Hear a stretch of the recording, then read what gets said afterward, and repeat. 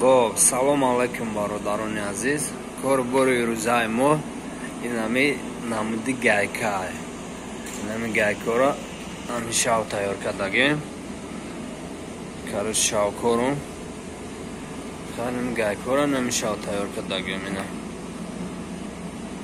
گایکایی که نیاش از تیار نیستن. کارچی 17 دونه گاز مونده. از این نصیب باشه تیارش میکنه. اینا 100% تیار ایش. خیلی خلاصه ویدیو را تا آخرش تماشا کنید. ژلان تماشا پادسات کنید. نه ستانوک. از اینا سر میکنیم. خلاصه تماشا کنیم که چه کار میکنیم.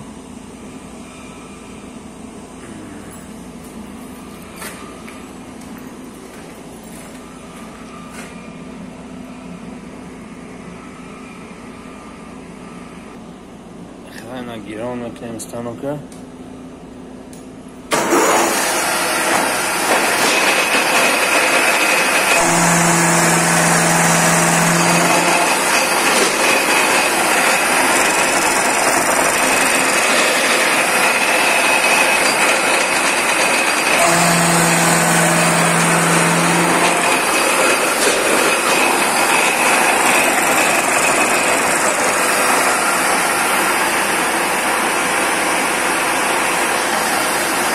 برادر گایکای زدگی مونده نه تاو کردن نه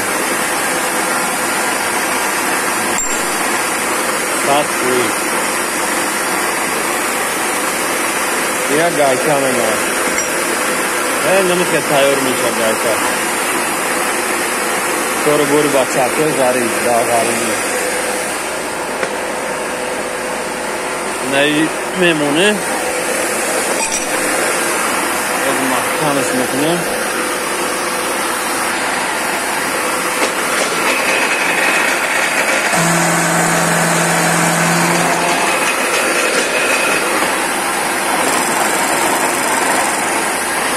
خلاصه کار بار نمیاد برادر.